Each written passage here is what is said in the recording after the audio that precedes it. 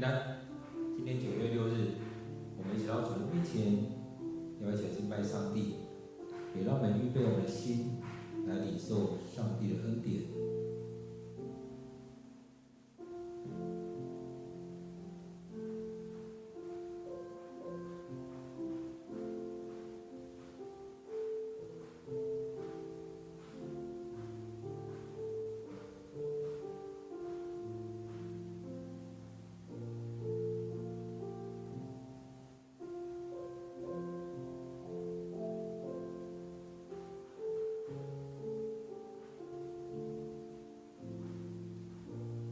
这时我们一起用这首诗歌来到主的面前。主，你是我力量。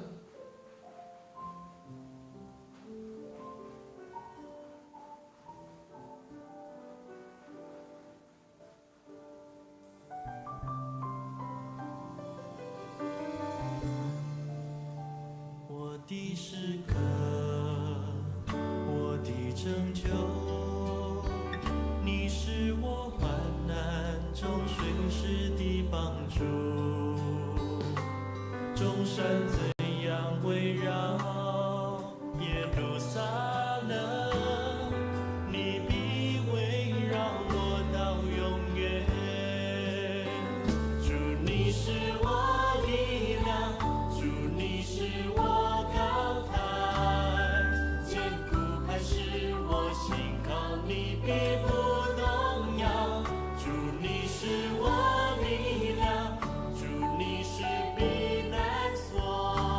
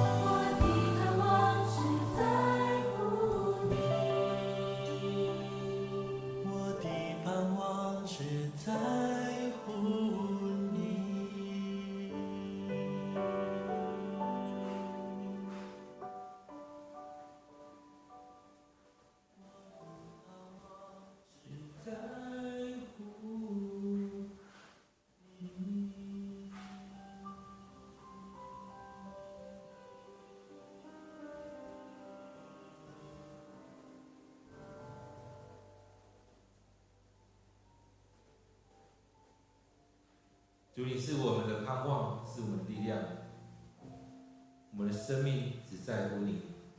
主，恳求你就在我们生命里面来带领我们，你让我们唱出我们生命的诗歌。你要成为我们的拯救，你在我们生命当中随时帮助我们，就像以色列人他们所遇到这样的事情，你也与他们同在。你必围绕在我们生命里面，你的圣灵必与我们同在。当我们来到你面前，也恳求你就这样恩待我们。主，你是我们的力量，是我的高台，是我所依靠的，是我的避难所。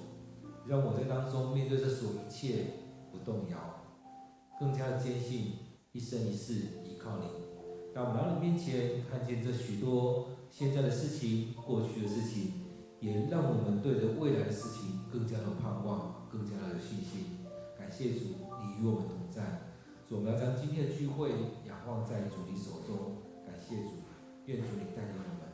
献上我们祷告的奉靠主耶稣的名，阿门。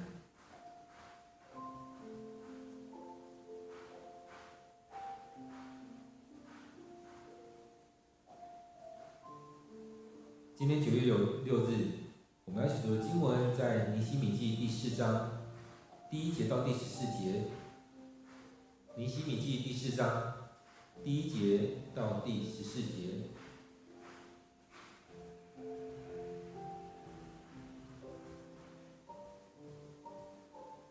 申巴拉听见我们犹太人已经开始重建城墙，就非常生气，并且嘲笑我们。他在同僚和撒玛利亚军队面前说：“这些虚弱的犹太人在做什么呢？他们想要重新建造这城吗？他们以为借着献祭就能在1天之内完工吗？他们竟想从烧毁的碎瓦堆中找石块来建造。”亚门人多比亚站在他旁边，也附和说：“他们能造出怎样的墙呢？恐怕一只狐狸都能踩倒它吧。”我祷告说：“我们的上帝啊，听他们在讥笑我们，叫他们的讥笑落在他们自己的头上吧，让他们的财物都被抢走，让他们像囚犯一样被掳到外国去。求你不要赦免他们所做的坏事，不要忘了他们的罪恶，因为他们侮辱了我们这些正在修建的人。”于是我们继续重建城墙，不久就建到一半的高度了，因为人民都热心工作。申巴拉和多比亚以及阿拉伯、亚门、亚实土的居民听到我们重建耶路撒冷城的工作进行得很快，并且城墙的缺口都修补好了，就非常气愤。他们一同阴谋要来攻击耶路撒冷，制造混乱。但是我们向我们的上帝祷告，并且派人日夜守卫，防备他们。犹大的居民有一首歌说：“工人的力气越来越衰弱，有那么多的碎瓦要搬，我们今天怎能修完城墙？”我们的敌人以为我们看不到他们，不知道发生了什么事，要等他们到了这里杀害我们，阻止我们工作的时候，我们才知道。可是住在敌人当中的犹太人已经一次又一次地来警告我们，敌人要攻击我们的阴谋。所以我叫民众武装起来，佩戴刀矛弓箭，以宗族为单位，分派他们守在还没修完的城墙后面的低洼处。我巡视后，就对民众和他们的首领、官长说：“不要怕敌人，要记住，主是自大可畏的，要为你们的同胞、你们的妻子、你们的儿女和你们的家园征战。”我们今天读的经文在尼希米记第4章第1节到第14节，让我们再用些时间来读、来默想、来领受今天的经文。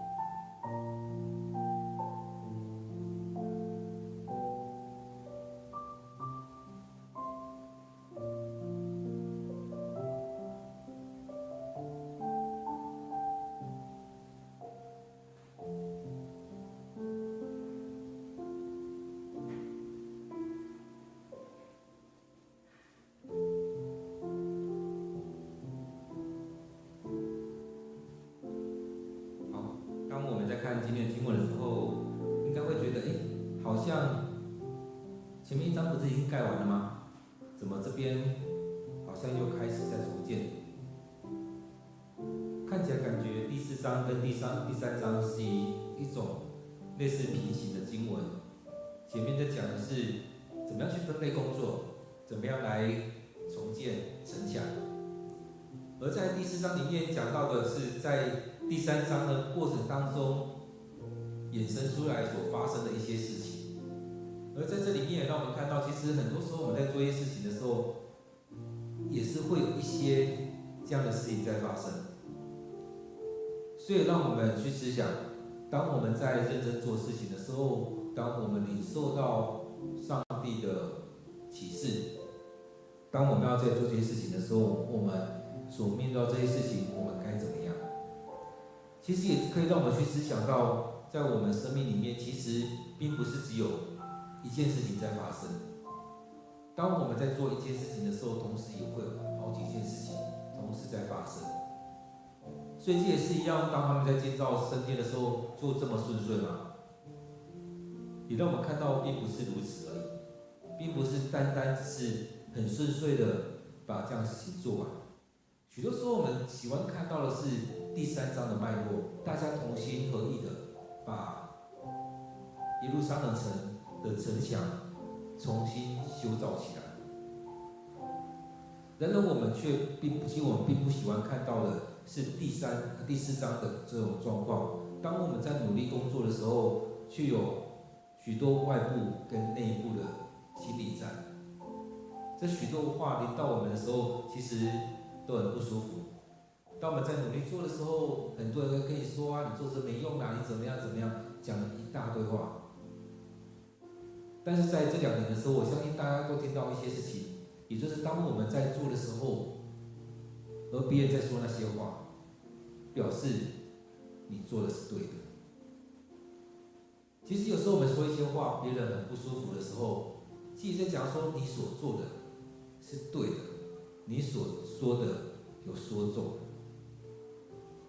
所以在这许多事情里面都是如此。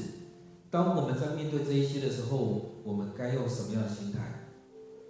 所以很多时候我们该去调整我们的生命，调整我们的心态，我们该要怎么样来处理这一些？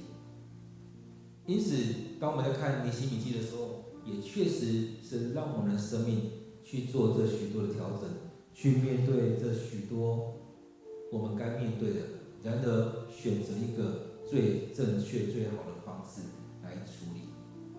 我们很多时候会跟人家吵起来，会跟人家骂起来，甚至跟人家打起来，但是我们生命是需要这样吗？所以在第3章的时候，我们看到，在第2章开始，尼希米去讲了一些话，鼓励大家，也讲了他的见证。第3章就开始从大祭司开始，从祭司开始，他们从阳门开始来修筑他们的城墙。第4章这边讲到说，申巴拉听见我们犹太人已经开始重建城墙，就非常生气，并且嘲笑我们。所以在这样的事情当中，我们看到，当他们已经这样开始在做了，别人看到非常的生气啊。所以也就是一样，当我们在做一些事情的时候，其实旁边人会很生气，因为当你们没有修筑起来，我们可以继续欺负你们；当你们没有强壮起来，我们可以继续欺负你们。所以就是看到那些既得利益者，他们会很生气。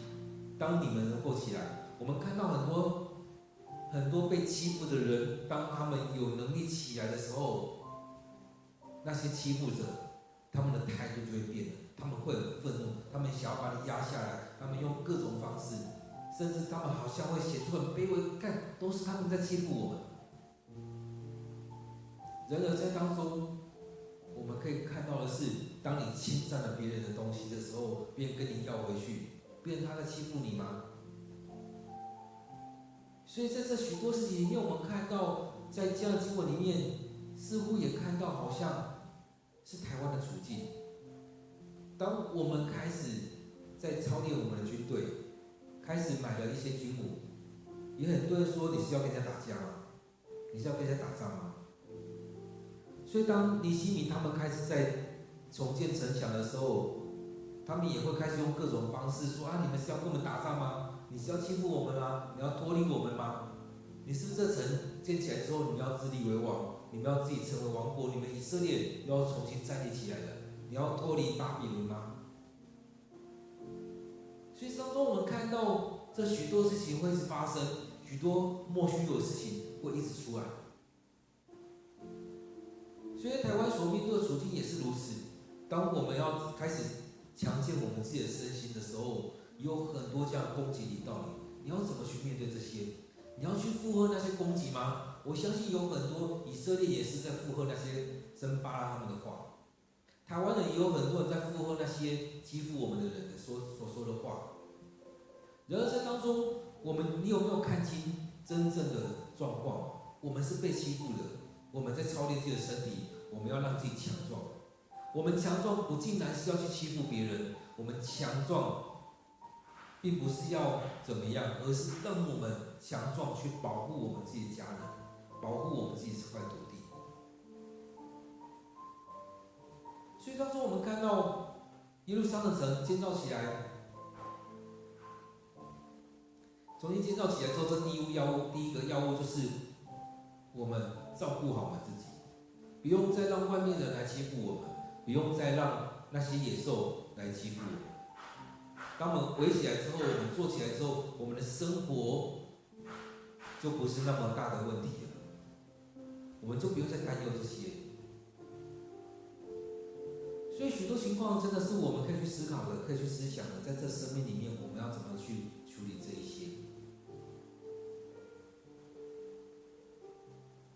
所以我们看到，当他们这样做的时候，森巴拉当然生气啊，而且用嘲笑的方式在讲，因为他担心，他害怕这些人脱离了他的掌握，他没有办法再去欺负他们，不能再得着他原有的这些利益。其实，在我们生命里面，我们可以看到许多这样的人。所以他这边讲到说，他在同僚还是撒玛利亚去对前面说，这些虚弱的犹太人他们在做什么？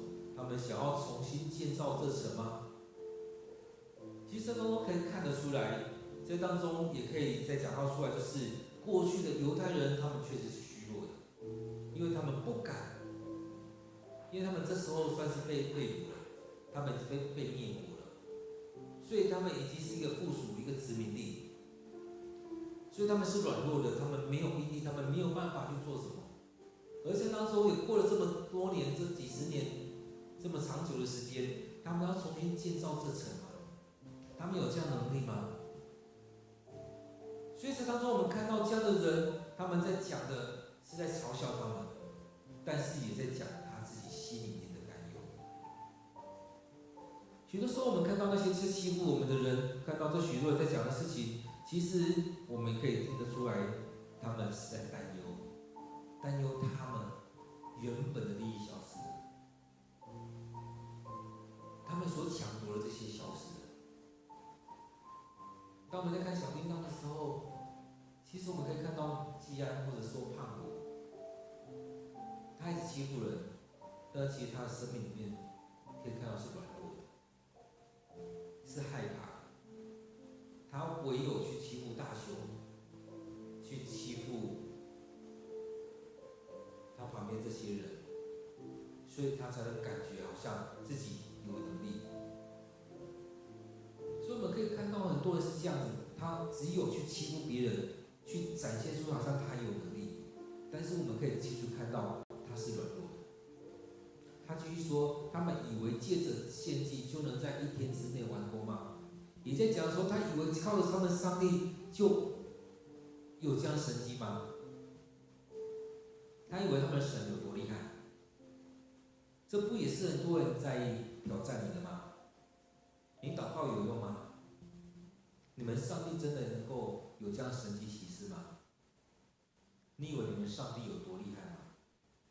你们曾经在那边祷告，礼拜天在那边礼拜，有发生什么事吗？所以说，我们可以看到，好像基督宗教只是一个宗教仪式而已。你们有什么能力吗？确实当中我们可以看到有许多事情好像就并没有什么太大能力在这里面，许多事情好像就是这样而已。所以当中我们可以看到很多时候就是这样子，并没有太大的能力会发生。甚至他说他们既想从烧毁的碎瓦堆中找石块来建造。因此在这里面我们看到他其实在讲的是，你们以为从这些软弱当中有什么样坚强的吗？你们上帝真的能够行出什么样的大事吗？在这里面你们真的以为能够有什么样的事情在发生吗？所以在这里面我们在看到这些事情的时候，也在思想，其实他很多，其实在做许多的事情，就是让他们觉得他们没有能力，让他们觉得上帝没有能力。你们没有办法依靠自己，也不用去想你们可以依靠我们的上帝。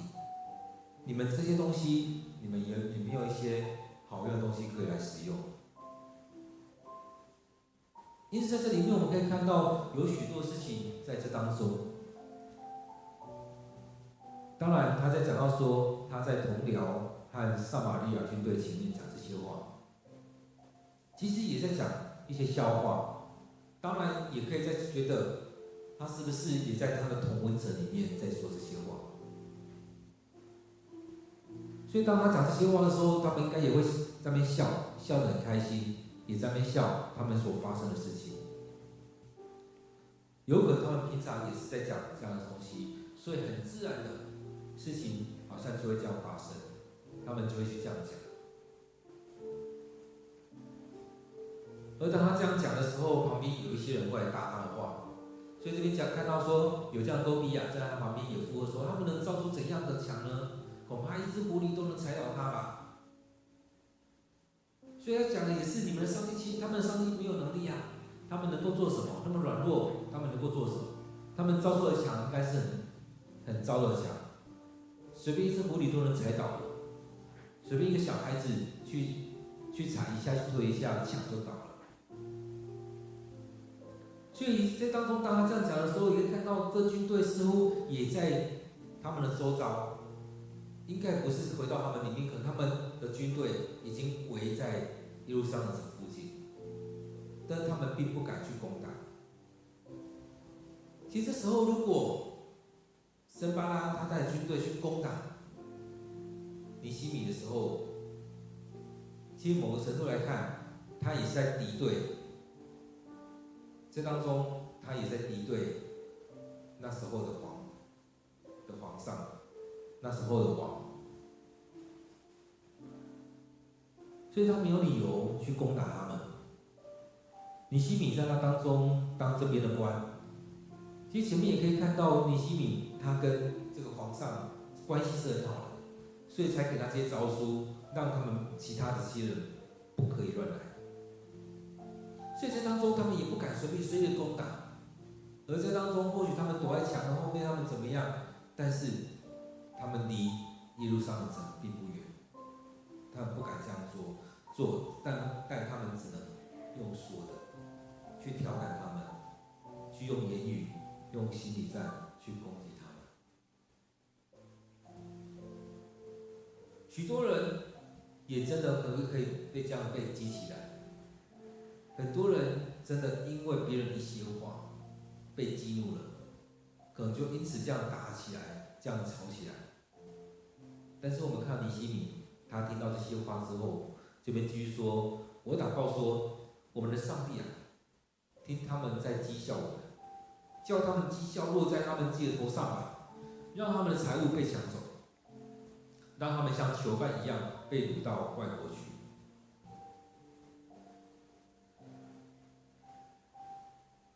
所以当他这样做的时候，其实也在回应他们：我们的上帝并不是没有能力的。其实他也让耶路撒冷城这些人、以色列人、犹太人，他们很清楚知道，即使其他人在讥笑我们，我们依然要回到上帝面前来。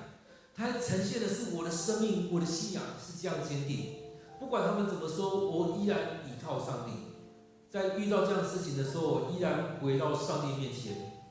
虽然这时候上帝好像还没有出手，但是我愿意再继续等待，让上帝亲自出手。不是我要做什么，而是在当中愿意让上帝亲自出手，上帝在这当中来掌权。许多时候我们真的都是靠着自己的血气，但是我们一直在看经文的时候，不管是之前读了那些经卷，或者是进到尼希米的时候，我们可以看到他都不是靠着自己的血气。在这里面，我们看到他依然倚靠上帝。从第1章，他听到以色列人状况、犹太人状况的时候，他就先摆在上帝面前，先祷告。然后，当他在王的面前的时候，他回应王的话语，他也是先祷告。在当中遇到森巴拉他们的这样的讥笑、这样的心理战、这样的调侃，他也是先回到上帝面前，将这些交在上帝的手中。所以他的祷告，可能他自己祷告，也可能带着以色列犹太人一起祷告。我们的上帝啊，听他们在讥笑我们，叫他们的讥笑落在他们自己的头上吧。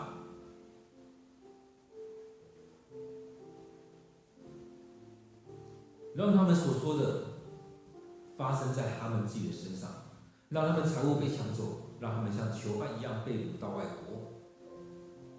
而且，求你不要赦免他们所做的坏事，不要忘了他们的罪恶，因为他们侮辱了我们这些正在修建的人。上帝，你要记得他们做的，他们做这些坏事，不要忘记他们的罪恶，要记住他们做的，因为他们羞辱了我们这些服侍你的人。当我们在服侍你，当我们在修建圣殿，当我们在做这些事情的时候，他们做那些事情。主，你不要忘记他们这些，你要记得，上帝你要记得。所以在这里面，我们看到他回到上帝面前，在当中向上帝说：我们许多时候真的都是在这血气里面。但是在当中，我们看到他讲的并不是进到血气当中，将这些摆在上帝的面前，跟上帝说。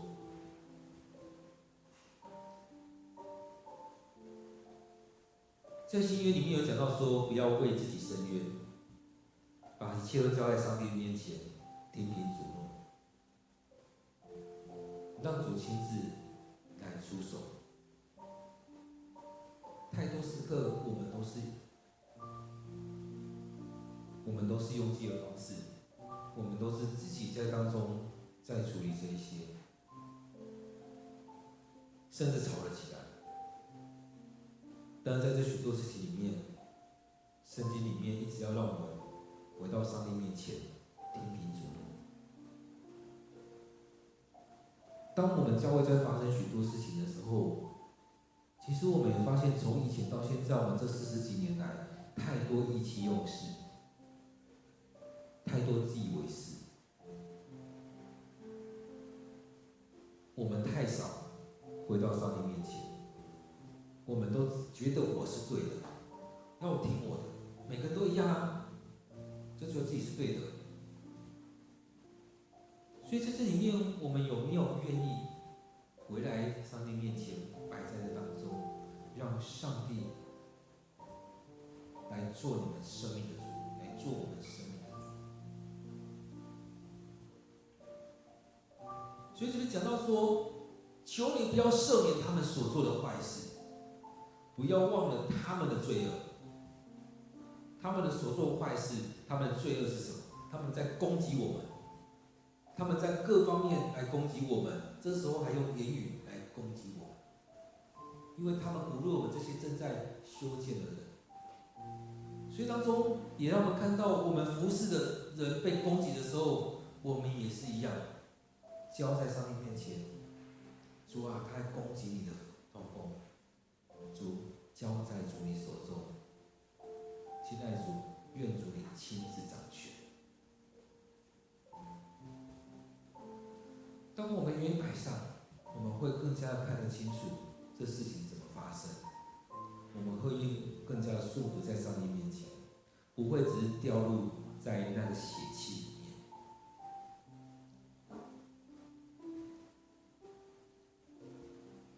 当他祷告完，当他带着他祷告完，这边说，于是我们继续重建城墙，不久就建到一半高度了，因为人民都热心工作。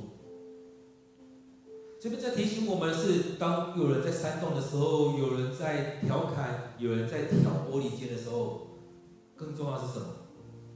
我们要去完成我们手下的工作，我们的服事，我们要尽力的去服事，尽力的去完成，不是被这些人影响，不是掉入那些陷阱里面，而是我们要更多的专注在上帝面前。当有这许多事情发生的时候，我们真的是需要专注在上帝面前。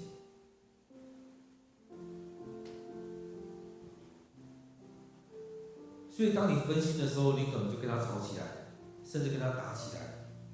当你做这些事情的时候，是不是导致你的工作延宕？而这当中是不是达到他们的目的？他们没有办法攻打你，他们没有办法出手去做什么。但当他们这样弄这些话语的时候，最后你的工作停摆，那不就达到他们的目的了吗？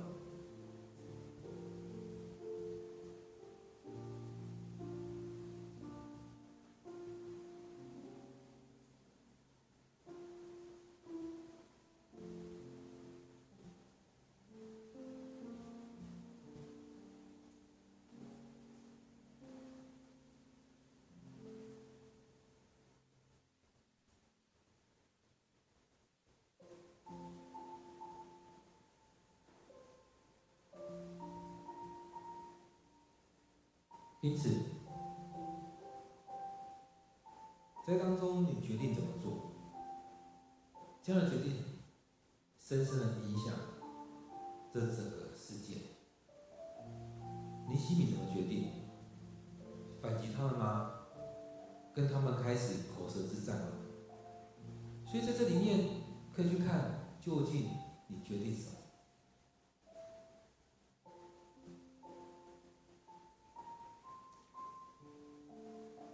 所以当中我们看到的，他的决定是不跟他们吵，他的决定是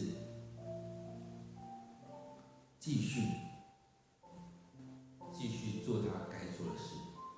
所以这边讲到说，我们继续重建城墙，不久就建到一半高度，因为人民都热心工作。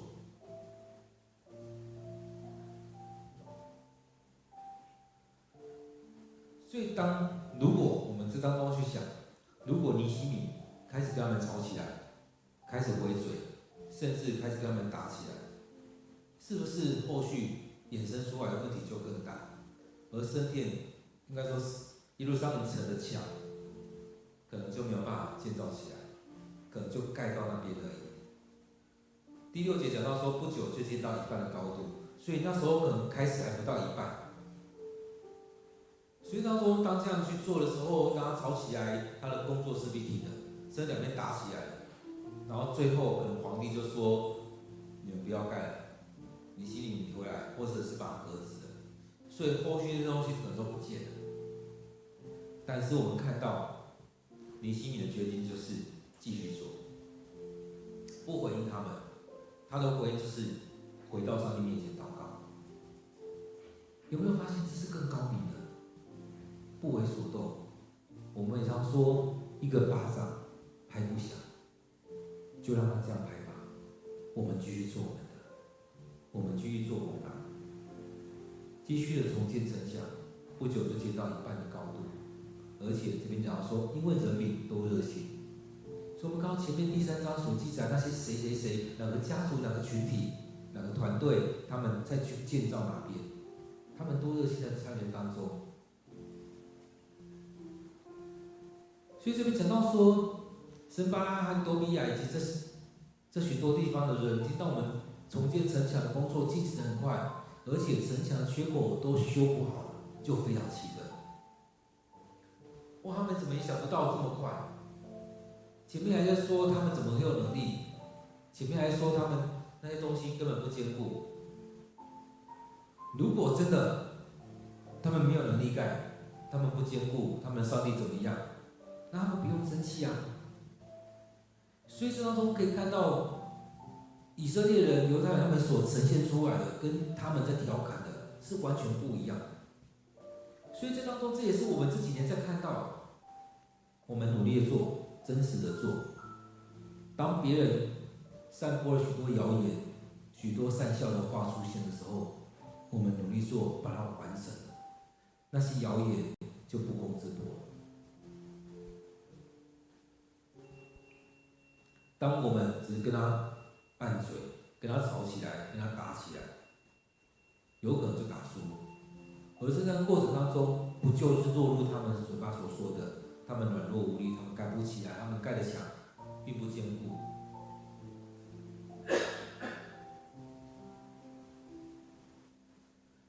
所以在那个过程当中，不就掉入他们的陷阱了吗？不就达到他们的目的了吗？所以我们看到在当中，申巴拉他们在做的就是这样的工作。而在这里面，尼希米也选择最好的方式来回应，就是把他们的圣殿，把耶路撒冷城墙盖起来，交在上帝面前，然后不回应他们，不跟他们争吵。所以我们看到申巴拉当然生气啊，我的计谋他们没有掉入陷阱里面，而且他们墙盖起来了，当他们城墙盖起来，那我就无法出手了。其实我们可以看到那些既得利益者最气的就是这个，你不搭话，甚至你强壮起来，最后他们计谋无法得逞，甚至他们要退回去他们原本抢夺到的都要吐回去，他们一定非常生气。所以接着他们一同阴谋，又来攻击耶路撒冷，要制造混乱。所以在这样的过程里面，我们看到还是有许多他们想要出手的地方。第一招、第二招、第三招没用，继续的往后，继续的去规划。他们一同阴谋要来攻击耶路撒冷，制造混乱。然而他们将我们看到前面犹太人他们散播到各地去了，他们被掳啊等等的。所以在这里面，我们看到当他们有这样计谋的时候，有很多回报回来。所以这边讲到说，其实当他们在这样做的时候，尼希米他们也是知道他们在做什么，他们在做什么规划。但这时候很重要，尼希米的态度很重要，他要继续带着他们，继续的往这条路继续走，继续走，继续走。各位弟兄姐妹，要为牧师祷告，让牧师有这样的心志，带着大家继续往前走，继续往前走，继续向着上帝要我们走的方向走。在这个过程当中，有许多人在挑剔，有许多人在挑拨离间，有许多的话语的攻击，有许多撒旦的作为。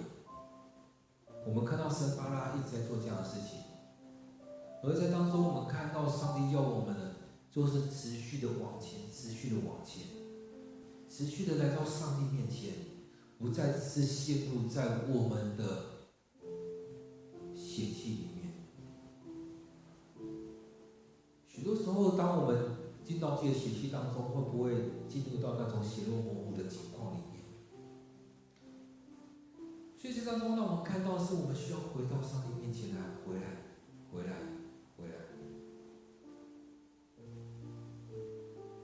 依靠上帝，然后专注在上帝要我们做的事情，专注在上帝要我们做的事情。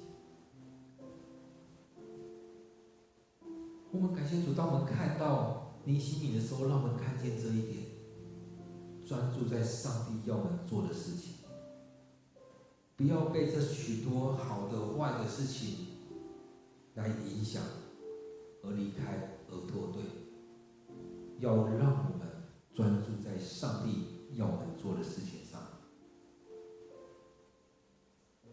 当然有许多的攻击临到，第9节就讲到说，但是我们向我们的上帝祷告，并且派人日夜守卫，防备他们。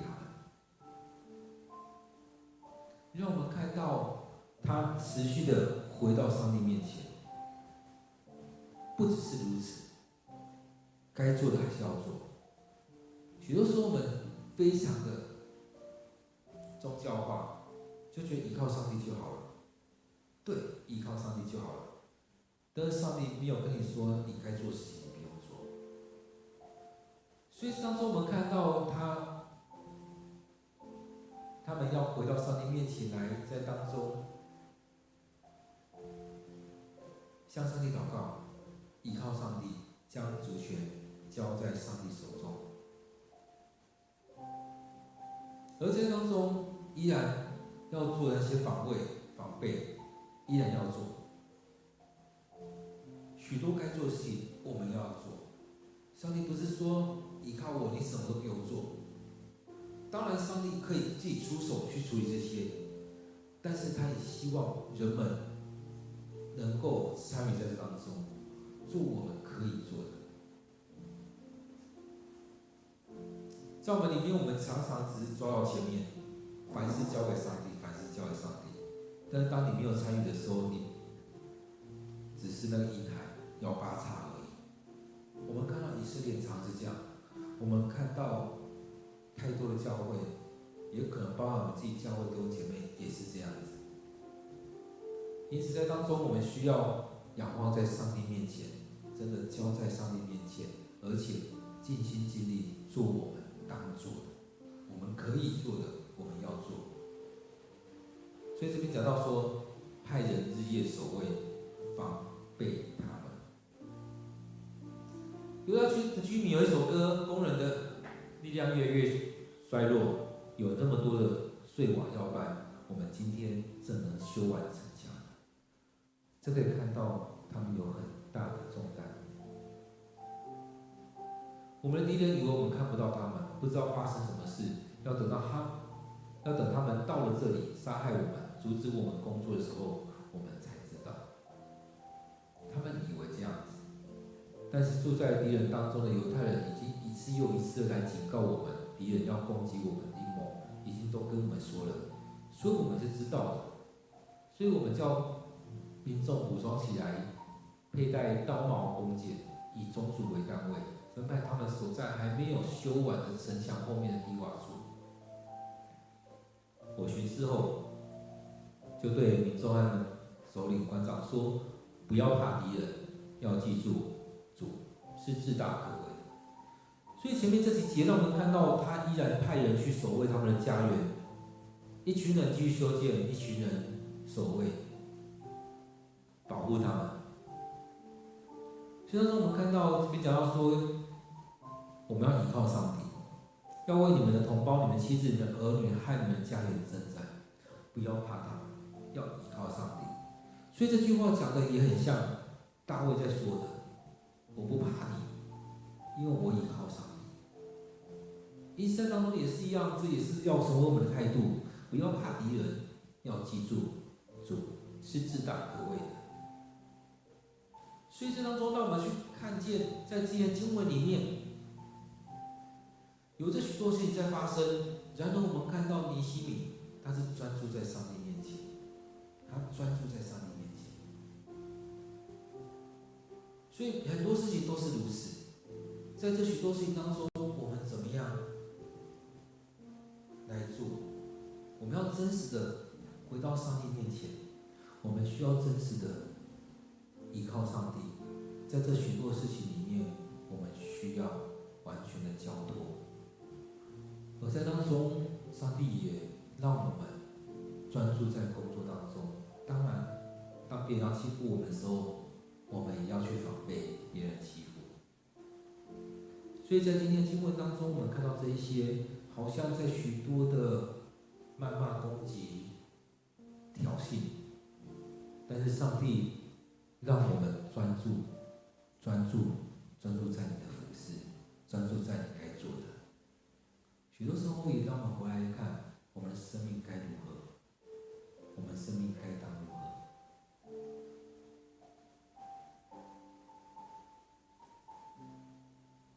让我们用一些时间来看今天的经文，来默想今天的话语。在今天经文当中，你学到了什么？上帝提醒你什么？你要怎么样来回应上帝？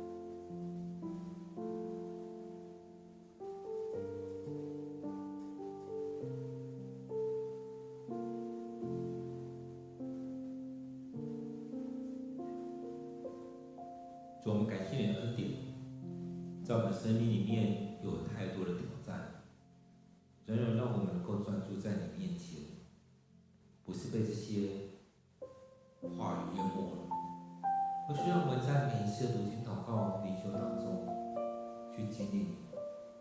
主，恳求你在我们生命当中来掌权。亲爱的主，愿主你与我们同在，让我们生命里面专注在你要我们做的事情，专注在你的身上。亲爱的主，让我们生命有你，感谢主，感谢主。我们将祷告祈求都奉靠主耶稣的名，阿门。因为我们每天都有一段时间来到主的面前，